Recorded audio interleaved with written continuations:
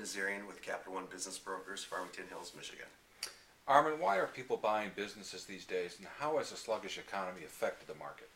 People are buying businesses nowadays because more for job security. The market is down right now, but a great time to buy. More security, expanding their business operations that they have currently, and helping the family out, helping themselves out. The unsteadiness of working for corporate America, they're getting back into being their own boss and calling their own shots. Are they buying businesses for different reasons than people say were buying businesses 10 years ago? Again, it's job security. They're buying them for job security, expanding the operations that they have. Plenty of businesses out there, independent and franchise businesses that they can buy. Okay. What kind of businesses do you help people buy and sell? We help with small independent businesses along with franchises. They could be anywhere from automotive to bars, laundromats, dry cleaners, restaurants, sub shops. So you're looking anywhere between a $20,000 net worth business to a $500,000 to $1 million business. Okay. And what's the first step for someone who wants to purchase a business? The first step I would recommend is probably talk to a business broker like myself, where we help you evaluate the business, what it's worth, what the cash flow is, what the assets are. There's different variables that we go by. Mostly would be the financials. We dissect the financials, the P&Ls, evaluate the business. If the financials aren't quite there, then we'll get into more on the asset side of it. Tell me how you work with a person who wants to buy a business. Take me through the process. The process would be is they would answer one of my ads. I would ask them to come meet me at my office, get to know them. Everything's very confidential, very discreet, where they would sign a confidentiality agreement. I would kind of get to know them a little bit, what they're looking for, how much capital they have to work with. I want to make sure it's a win-win situation for both the buyer and the seller. So once I know how much they have to invest into the business, then I'll go ahead and present a couple different businesses for them, know what their guidelines are, what their criteria is, and then we'll go ahead and start looking for some businesses. They should have a pretty good idea going into it, what kind of business they want to get into, what their interests are. Absolutely. You'll put 110% in if you do a business or buy a business that you like. You should do your homework. With the computer age, there's a lot of information online that you can do. There's people that will help you out. I'll help you also evaluate the business. But definitely get into a business that you like to do, and you'll put 110% into it.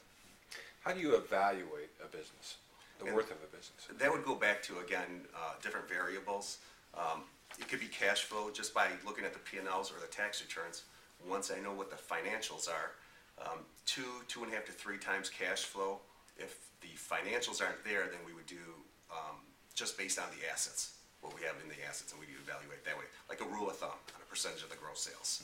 And the assets would be such as? Equipment, the build out, inventory. Okay. Are there more family businesses where parents are opening businesses for their kids to operate? They are. Definitely we're seeing more moms and dads parents that are opening up for their kids. Kids are leaving colleges rather than get into corporate America. They're buying their own business. They've got the freedom. It's the American dream to get into business for yourself. So we're seeing a lot more of that. Is it better to buy a mature business or one that's been around for just a year or so? Definitely a mature one. An existing business versus a startup business, the risks are less buying a mature business. It has a track record, so you definitely want to get a business that's, say, 4 or 5 years or older, has a proven plan, the system's in place, you just need to follow it. That's why it's a good idea also with the franchises. It's a proven plan, you're just going to follow the system. A new startup business, the first 3 years, half of them fail, so it's always good to get a mature business. And when you start a business, it's better if you really are there and you own and operate it rather than have someone else do it. Absolutely. Hands-on operators, owner-operators succeed better than absentee. I'm not saying that absentee owners can't make a business work that fail, but hands-on, definitely you know what's going on. What should people do before they call you to buy or sell a business? Is there kind of a checklist they should go through? Well, again, that's something that when they come meet me for the first time, I'll know what they're looking for. I'll help them evaluate the business. Before we even go further, we want to make sure it's going to be a win-win situation financially for both the buyer and the seller. We wanted a win-win situation. So definitely have all your paperwork in order, know how much you can afford on the business, and then when we sit down, we'll evaluate it, make sure we find the business that's in your guidelines, in your criteria. Mm-hmm. And for those who come to you who want to sell a business, how should they prepare for that? Prepping is very important on selling a business. Make sure, first of all, cleanliness is there, all the equipment's working, you've got all your ducks in a row. Paperwork-wise, make sure that we have all the financials in order so I can evaluate it.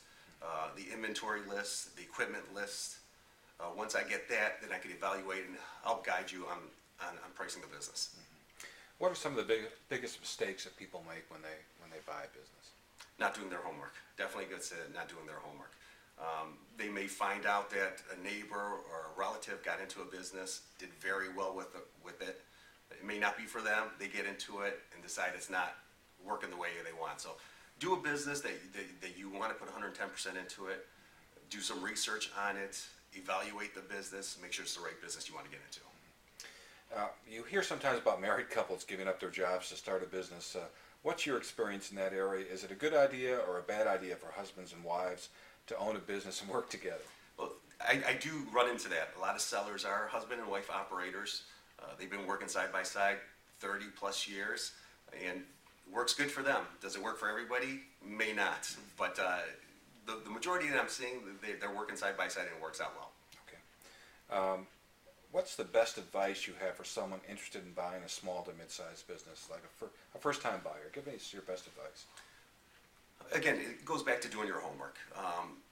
If you're not such of a big risk taker, I would say a franchise is the best way to go. Very good local franchises here in Michigan that have a proven system. You just have to follow the system.